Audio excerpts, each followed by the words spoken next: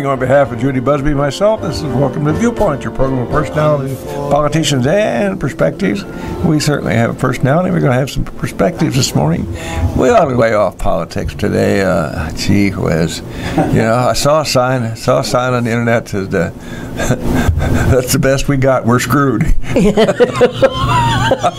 That was a yard sign. I thought that was pretty appropriate. Hey, why don't you introduce we have a telephone guest right away this morning. So David Lanterman, of course, who's done so much for the community, is having a film festival, and that sounds pretty exciting. David, can you fill us in a little bit? Sure. It's great to be here today to talk with you. Thank you. We have our Brenda Chapman and I, which she was on the station, I believe, yesterday, and her husband, Kevin Lima. We're putting together our first film festival, and it's going to be held at the Lincoln Grand 8, and it is a weekend event this weekend. We have a Friday night kind of gala reception where we are showing Steven Spielberg's Lincoln movie. Oh, really? And, yes, and then we have a reception after that will be held in the Logan County Courthouse Rotunda, and it will have refreshments, and we'll have the Lincoln College Jazz Combo will play that evening, and we also have a guest speaker, Dr. Samuel Wheeler, who is the newest Illinois State historian. He will be there to speak about Abraham Lincoln's iconography, which is really all the images that you see of Abraham Lincoln in print. It's kind of amazing how everywhere you see it, it's so recognizable worldwide, and he's going to talk about how that image, what that image imparts to people as they see it. It just has an exact certain meaning to everyone. So he has a lecture on that on Friday evening. Now, David, Brenda Chapman, that's our lady from Beeson, Illinois. Yes. Am I correct in that? Yes. And she's a lady who won an award, an Oscar. Give us that category again, please. That was a year ago now. It was about 3 years ago. She wrote and directed Brave, Disney's Brave, and won the Oscar for that. And she is from Beeson, and she'll be visiting at the festival this weekend. We're going to show Brave, and when you come to see Brave, you'll be able to meet her. She's going to introduce the movie, do a short Q&A in front of that, and then she will be signing autographs after that show. She also worked on Lion King, which is another very popular Disney movie, and she will do the same thing. So she's let's see, did she go to Lincoln High School? Yes, she's Beeson Grade School, Lincoln High School, and that's where we met. I see. Another young person. Yeah. Now, the world is full of them. I hope that she's been able to keep her good old steady grassroots here back in central Illinois. Has to get out with some of those nutty folks out there in Follywood. So. She's really a great lady. She loves coming home to visit. She's very excited about being back here and get to meet people and talk to folks as they come through. So she's very excited about that. But it's kind of exciting that her husband, Kevin Lima, he's had a great career. He directed Disney's Tarzan movie back in '94 that had the Phil Collins music, and he directed Disney's Enchanted, which we are going to screen that at the film festival. So he will be here, and he'll introduce the movie again, do a short Q&A in front of Enchanted, and then sign autographs after that also. Very nice. It's taken a lot of work to put this film festival together. The average Joe and Jane on the street think of the film festival, think of con. So we don't have palm trees, we don't have the Mediterranean. How are you going to overcome that problem there, David? Well, we kind of blended together a little bit of showing some of these old classic Disneys that people you would not get an opportunity to see these back on the big screen again. Disney doesn't do that in general. They don't release their shows like they did when I was a child, or even when perhaps before once we got light, before you, Bill. But Whoops. Once electricity came along felt that and going we in. started having films. Yeah. Would you take the arrow out, please, on the way out? All right. But anyway, this is a great opportunity to see those. But we also have a wonderful selection of independent films, and that's what most people think a film festival is about. You know, independent artists. These are people that are typically, you know, they're often trying to make it in the industry, so they're starting out, and so they haven't had all the breaks. They've done some of their work, and they exhibit their work at film festivals across the country to try to get recognized. That's why they would go to a place that many would hear like Sundance. You would go there, try to get recognized, to get your work presented to a larger audience. Yeah, Paul Newman and Robert Redfair, they bring a big crowd here. Speaking of Sundance, now would this be perhaps the first film festival per se that we've had here in Central Illinois, sir? There's a large film festival over in Champaign, the Roger Ebert Film Festival. Sure. Oh, yeah. Right. Virginia Theater. I remember. That's where I first saw Casablanca. But it's the first for us here in Lincoln, America, and you might know who'd do it. It'd be David Lanterman. God love you. Well, and like I said, we're going to have, for the real, you know, for people that want to see these independent films, it's going to be a little more cutting edge. You know, we're going to make you laugh. You might cry in some of these. It's quite a collection, and you know, we're going to put you through the emotional ringer if you want to see these films. And so we have 2 screens that are running these films on Saturday and Sunday this weekend. And we have one screen is basically short films, so they're under 40 minutes. Some of them are only 5 minutes long. Really? They're live action and documentary. So some are a story, a fictional story, and some are, you know, going to talk about different things. There's one that talks about the Ebola outbreak. It's really hard to watch, but it's an amazing film. Then we have another screen of independents that are full-length feature independent films. So they're going to be an hour or more. So if you buy your pass for the day, you can choose to go between the 2 screens, kind of pick and choose what you'd like. You can buy a 2-day pass, and you can do that on Saturday and Sunday. So it would take quite a bit of time to see all the movies. We have a huge selection. That gives your movie viewers a real opportunity to, as you say, pick and choose and do what they like. So it's kind of like going to Lincoln Lakes in the summer. You buy a pass and you go all day. Well, David, we appreciate your spending some time with us, Mark. We appreciate what you're doing here. I hope that the populace will appreciate. Took a lot of effort and no little expense to bring this thing on. Thank you. The Lincoln Grand Theater edition has just been, truly grand. And I was delighted to see lots of people when I went to see Sully. Of course, that was a big draw. But it was just great to see so many people come in there. So we'll urge folks to take advantage of a unique opportunity this Friday, Saturday, and Sunday.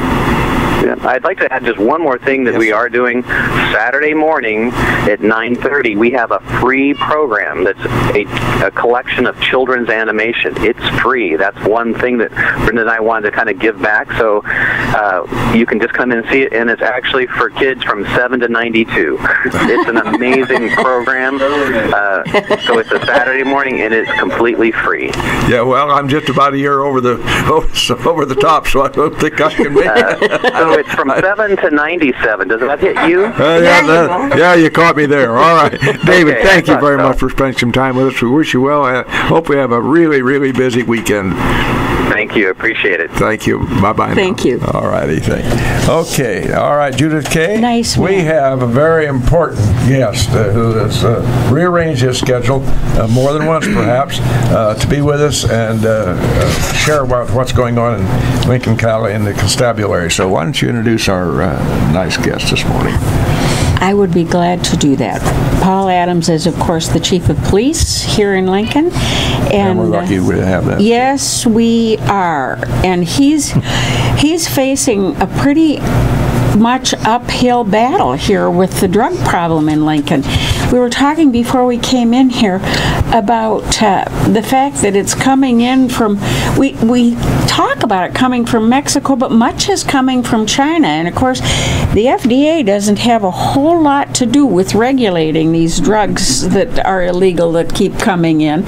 So you have no idea what you could be getting.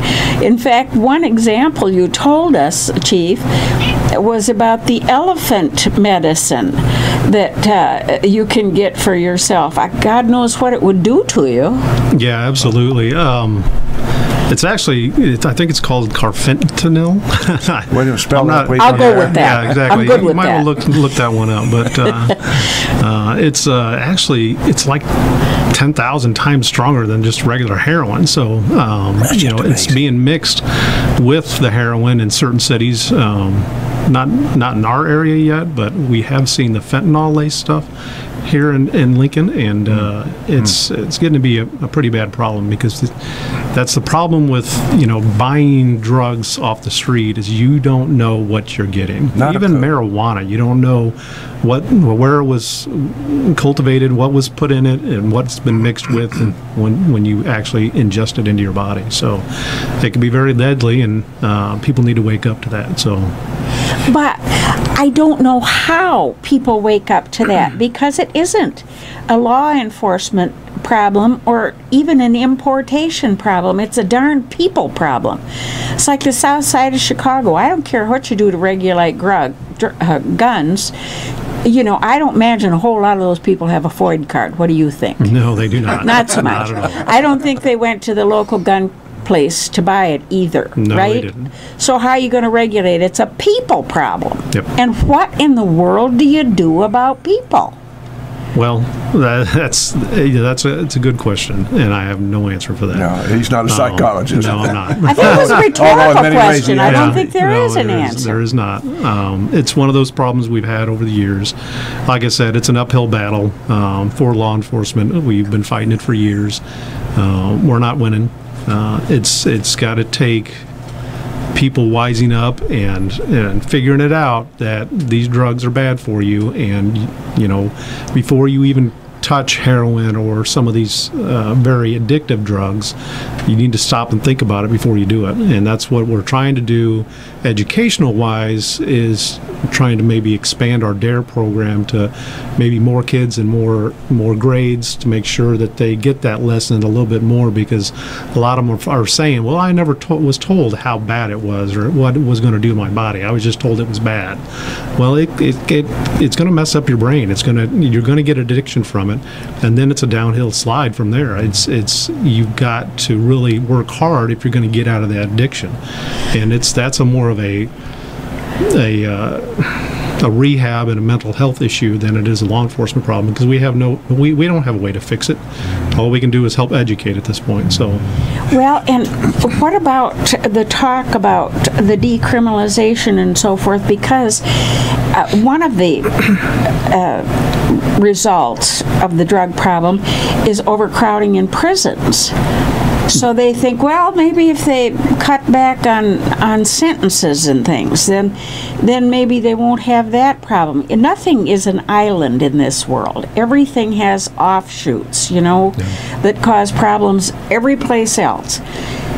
Chief Adams, what do you think about decriminalization, etc.?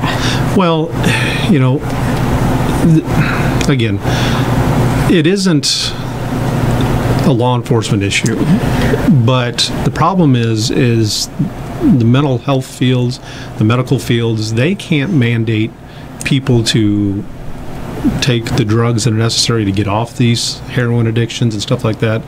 And so the only people that really do have a hammer is the justice community, where we've implemented the drug court program. So if you do have an arrest for a drug, you can go through the drug court program, which then you're mandated to go through rehabilitation, and you have to see this through. Otherwise, you can be resentenced originally for the original crime, and you can be sent to prison for that crime. Is that making inroads? The statistics that I've been told it's about 50-50 shot on that. So it is helping some people because you do have that the hammer of going to prison if you do not do these things, and that's what one of the other kind of inside the Department of Cells, we've been trying to work on a different way to handle people. Instead of taking you to jail for, if we find you for the first time, and you have, let's say you have some heroin on you, we're trying to put together a program that instead of taking you to jail, we'll write the report, but we're going to give you an option. You either go to jail or you get help. And if you go seek it on your own, then you don't have a criminal history at this point. Where the other ways, you get a criminal history, it's going to be hard for you to get a job. It's going to be a downhill slide again for that person because they're going to have to try to dig their way out of that. So if we can possibly have this two ways that we can maybe handle somebody and give them an opportunity to rectify their lives and try to get on the right path rather than going down and being arrested and go down that path. So. You see, that's the problem, this word addiction. You know, I remember when I was a kid in high school, there was a guy, every once in a while they took him up to dry him out. This is a word they used, you know, sent him away for the clinic. I think it was right up here in Pontiac is what I think it was. Anyway, this guy was well known in the community, well-known business person, professional, and kind of a laugh, and it was certainly far from funny, but every once in a while they'd go to dry him out. Well, addiction. He could never get off of it until the last breath. He was an addict. Yeah. And it's a terribly insidious thing. So if these young people start getting on, well, just marijuana now, who knows where that leads to? The path is very narrow and very rough from that point on. Well, again, we tell people that, you know, drugs are bad. Marijuana is bad. Don't do marijuana. Well, then people go out and they try marijuana and they're like, oh, this ain't that bad. And then, okay, well, let's try this one. This one wasn't bad, so let's try this one. And see how this one does. It's a step up. Well, now this feels really good. I like this. And what they're going to try to do is try to get back to that original, hey, this is really good. And then with heroin, you don't get back to that original high that you get. You start to get into that addiction, and you're trying to get that back, that original high, and by the time you're into it, it's too late. And then you're trying to stay well, because if you're not doing it, you're sick. So it's just, you got to understand that once you try that, you're going down the wrong path. People think of marijuana as being so innocuous, but at one time I understood that 80% of the hard drug users start on marijuana, which doesn't mean that 80% of marijuana users end up heroin addicts at all. But that is a starting place for an awful lot of people. Yeah, it can be. Again, like I said, it's one of those things that they try it and they're like, oh, well, this ain't that bad. So, and that's what they're saying now is, you know, it's actually good for you. It solves all these problems. It helps with pain, and that's why they have the medical marijuana cards and et cetera now. And now we've allowed in the state of Illinois medical marijuana, and you can have a certain amount of marijuana as long as you have that medical marijuana card, and you have to have some medical condition and a doctor to sign off for that. You know, now they've decriminalized it, so we've taken the pen. It's not, you still get a fine for it if you're caught with it. It's not like we're allowing you to still have marijuana, but what they're saying is instead of you going to jail and having a criminal history on it, we're going to get rid of that for you. So, Chief, is it safe to say, or even close to being right, that time spent in law enforcement working with drugs would occupy more than half of your time? How close am I to that? Well, I would say I wouldn't say necessarily half of our time. But yeah, we spend a lot of time on it. There's a lot of resources put into it, a lot of money that's being put into it. In fact, our drug investigators that we have to put actually a guy specifically in a task force that helps to combat these issues and try to get more or less of the dealers and trying to take them off the street. But yeah, we do have a lot of resources put into it, and we're actually going to be getting a canine here back in Lincoln, so here shortly. So, does the court system work well with you? Yeah, absolutely they do. But the problem is again, they have to weigh what and who they send to prison. You know, if you've got a first-time offender, you're probably not going to go to prison for having some heroin or et cetera on it. Now, if you're dealing, then yes, you're going to get some time out of it. And Jonathan Wright with the State's Attorney's Office has been very proactive in prosecuting those heroin dealers and those meth dealers, because those are the problems. Those are the people that are causing the issues and allowing our community to. If we don't go to our subscriptions with our sponsors, we'll be first-time offenders. So we don't want to be first-time offenders with our sponsors. So go right ahead, Mr. Rash. And right back in the studio live here. Our guest this morning is Chief Paul Adams. We're lucky to have Chief in our Lincoln Police Department. It's true. It's really been a great change and a very positive movement for our city. We appreciate your taking your time. Now we were talking about your human staff, and in on the off air, Mr. Ash brought up the fact that we are going to acquire a canine policeman. Yes, so tell us a little bit about that and how you came by, and also the incidental and not so incidental cost. Sure. So after we got done with our FOP contract, the guys worked with us well with trying to control overtime costs with our contract, and so we wanted to get the canine program back up and running. So what I was doing, I was going through and I was trying to price out how much it was going to cost us to get a canine back in Lincoln again. And you know, the dog, if you get a good quality dog from a quality breeder, what I was getting the prices was between $4,000 and $8,500 for just the dog itself. But then you got to talk about all the equipment, the leashes, the kennels, the food bowls, you know, a vehicle, the kennel that's put inside the vehicle, and all the equipment and the lights that goes on top of the vehicle. So all in all, it was about a $56,000 project to get the dog up and going if we wanted to. Boy, my dog didn't cost near that. Yeah, exactly. But I wanted to get the prices together so I could see, you know, what I was going to need to see if I can get some donations or to give out for grants, etc. Yeah. And then I got a flyer in the mail that from Millstadt, Illinois, that they were getting rid of their canine and their canine program because the officer that they had down there as a handler, he had gotten a job at another department, so he was leaving their department. It was only a small 8-man department, and the chief was going to cancel or end his canine program. So he was looking to get rid of a 2007 Chevy Tahoe, equipped with everything in it, lights, sirens, all the bells and whistles. All they were taking out is the radio. In fact, I think they were going to throw in new tires for the vehicle wow. too. So I shot him a price of $12,000 for all the equipment and everything, and he accepted it and even threw in the dog essentially for free. So Holy Friday. Yeah. So we have a new addition, or will have. I have a new addition. Ace is the dog's name, and then we chose Ryan Sullivan, who's a kind of a newer officer, but he has some experience at other agencies, including the Logan County Sheriff's Department. And he started out down in Missouri, but he's going to be our canine handler. So has he been a handler someplace else before? No, he hasn't. But we'll send him to training in January. Is when the next class now, begins. where will this be?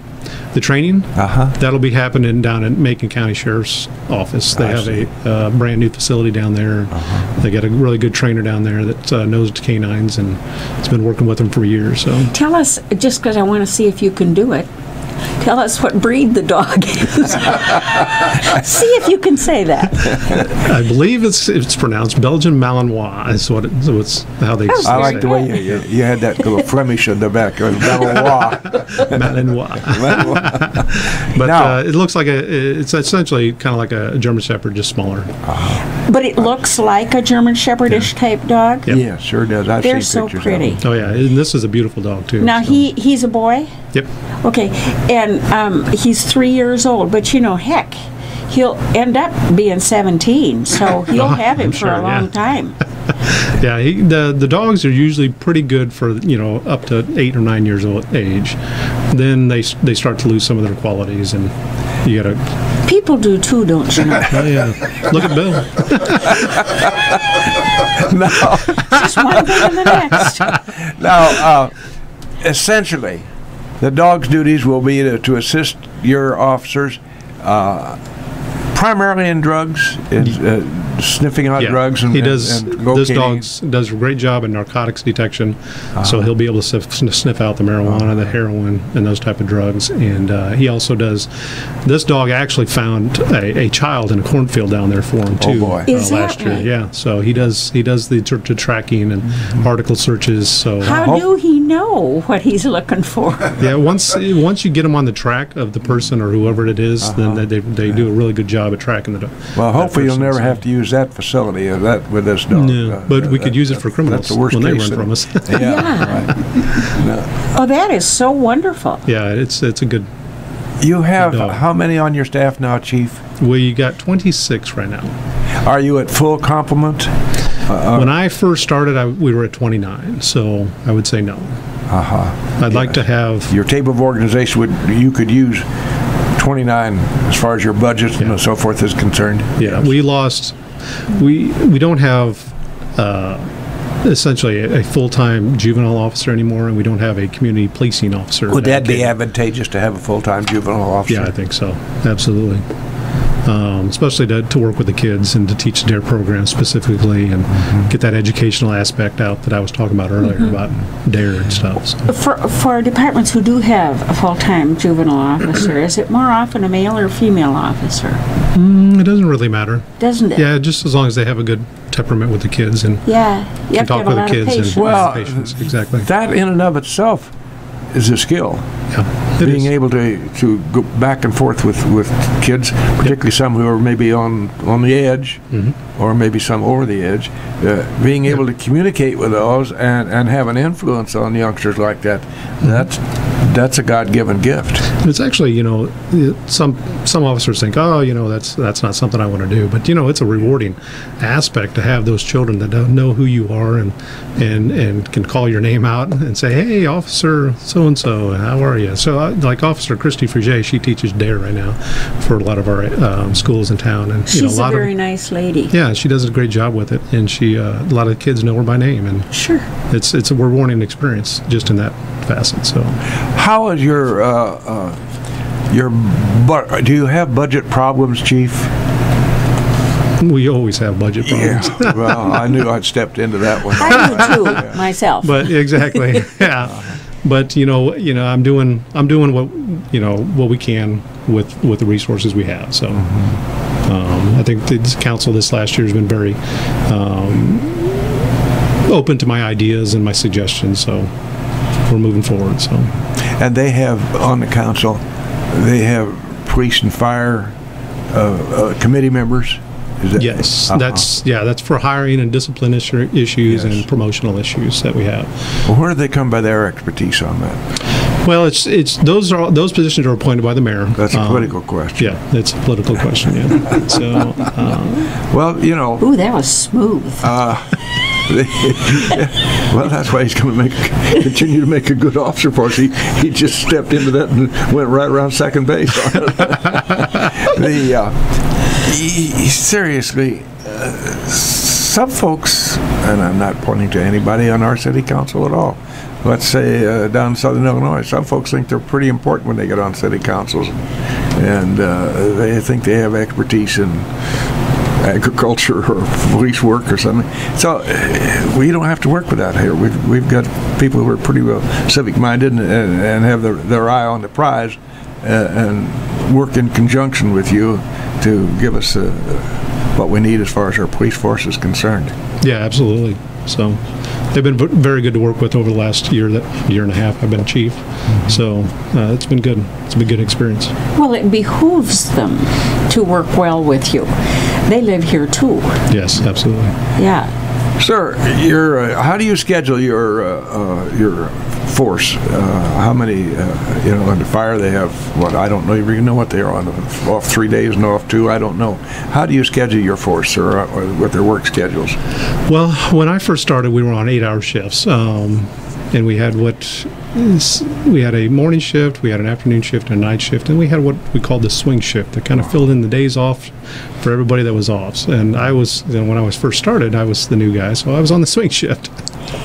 So that'll happen. yeah, it was a nightmare sometimes. But then we went to 9-hour shifts, and recently, I think it was 2014, we switched to 12-hour shifts. So the guys work 12 hours. There's 5 guys assigned to each shift. We have 4 shifts, so essentially a day shift, a night shift, and then on the other opposite days, you'll have the other shifts come in. So on Monday and Tuesday, the officers would work. Then they would have Wednesday and Thursday off. Then they would work Friday, Saturday, and Sunday, and then the next week they would have the opposite days off. So some, I'm sure, prefer an evening shift as opposed to a day shift, right?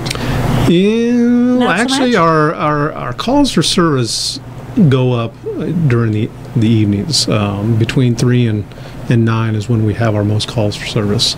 So the morning right? shift was actually probably the best shift to have for calls, and then the night shift. It's just those guys like to work at night. Yeah. And it's, of course, no day off for Christmas and Easter and Yom Nope. Kippur. Nope. No, it's No. like prison and hospital. You hold it 365, right? Exactly. Yep. Well, you know, No, this it shift, isn't. this shift work. Some genius when I was in the Air Corps came up with the idea that we would work every day a different shift. And like we'd go in at 7 in the morning, and then we would work till 3. And then the next day we'd come in at 3 and we'd work till 11.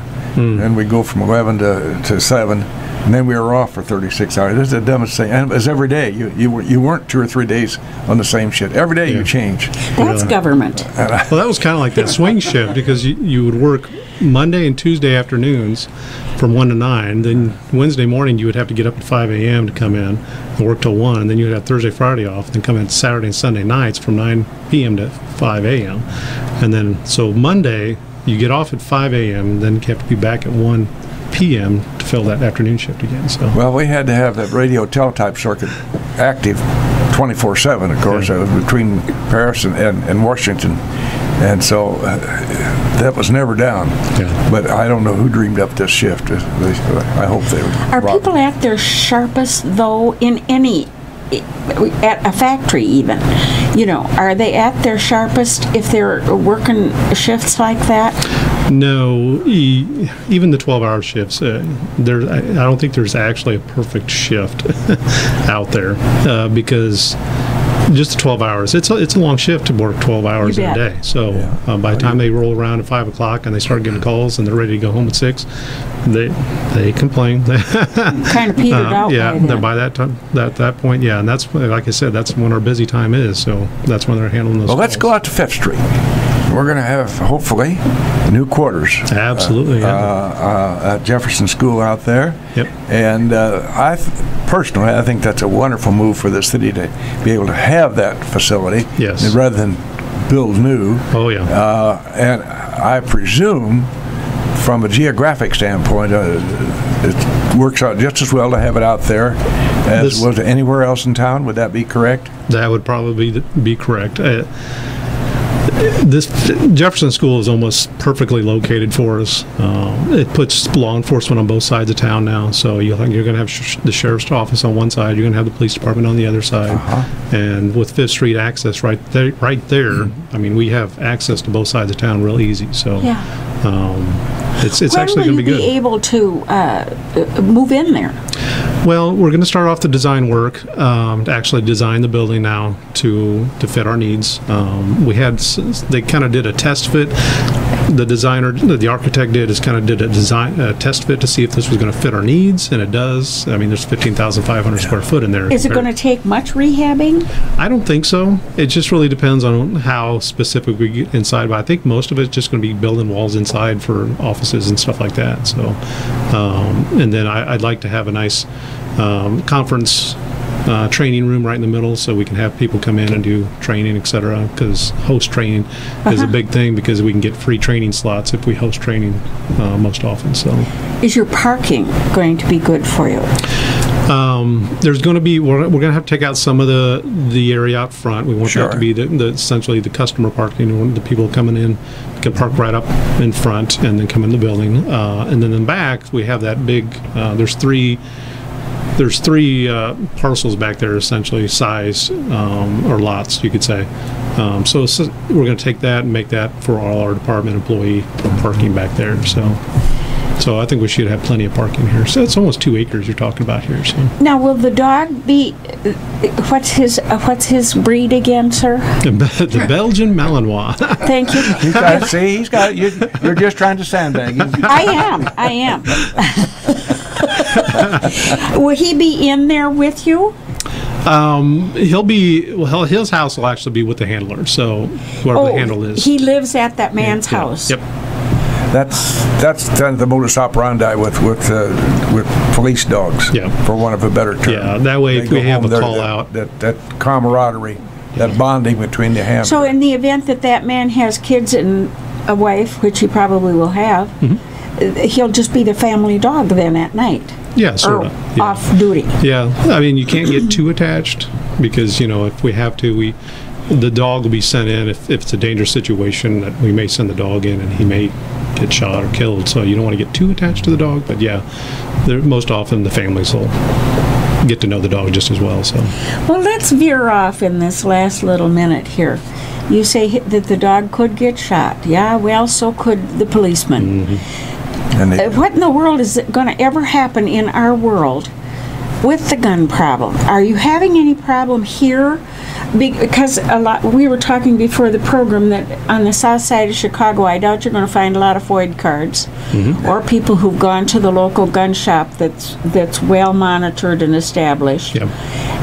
Do we have that kind of thing here as well? I keep thinking we're exempt, and I think that's kind of naive, isn't it? It is naive, yeah. Yeah, I'm she's thinking famous Barney for that. Fife world. Yeah, I wish. I got my bullet in my pocket.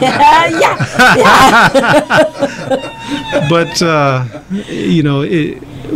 like you said earlier, these guys aren't buying their guns at a dealership someplace. Yeah. They're getting their guns through those drug trades and stuff like that. So what's happening is, if you don't have your guns locked up locally, those guns will probably end up stolen, traded for drugs.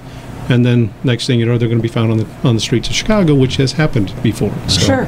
In fact, one of our guns, we had a gun located in Champaign once that was stolen right here in Lincoln. So, and it was used in a attempted murder over there. So, Chief, they can call for all the gun laws in the world they want to, but the bottom line is, if somebody's disposed to get a gun, they'll get a gun. No matter what the heck the laws are. I don't care how stringent they are. Somebody is bound determined to get a gun. If somebody wants to commit murder, they're going to find a way to commit murder. Exactly. And it doesn't matter if it's a gun or if it's a knife or it's a club or whatever. If it's going to happen, they're going to find a means to make it happen. So, yeah, It's a people problem. I just don't know. it's a mental health issue again. Yes. How are you going to fix that?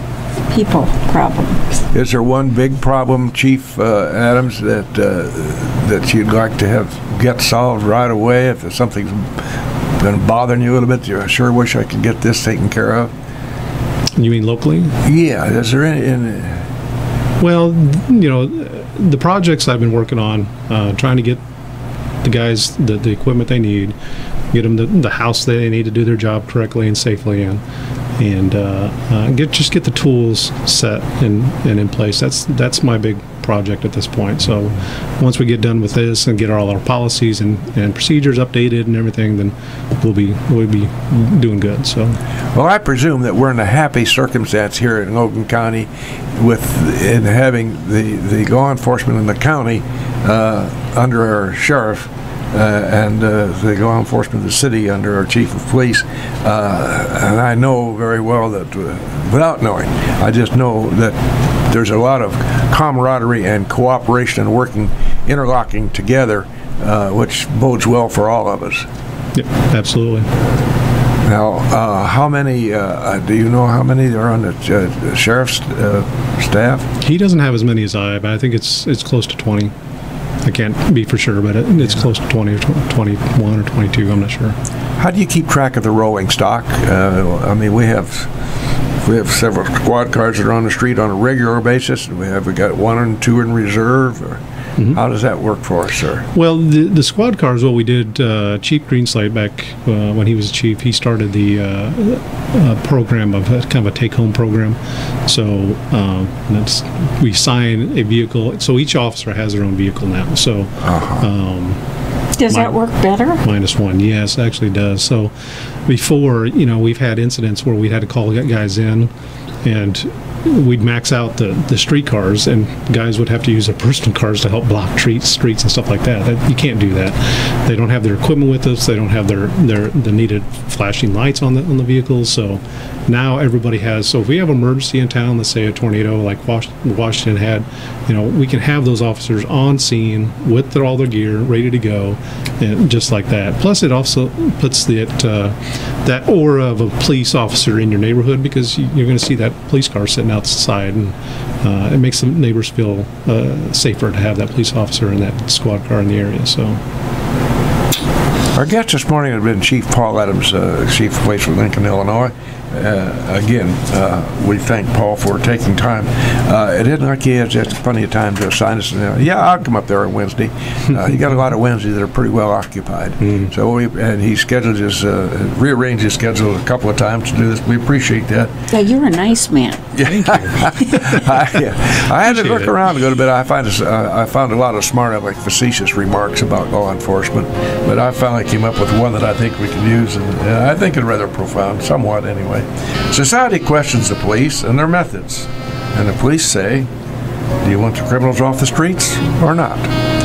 I think that's a fair question. Thank you, Paul Adams, very much for being with us this morning. Thanks for having me.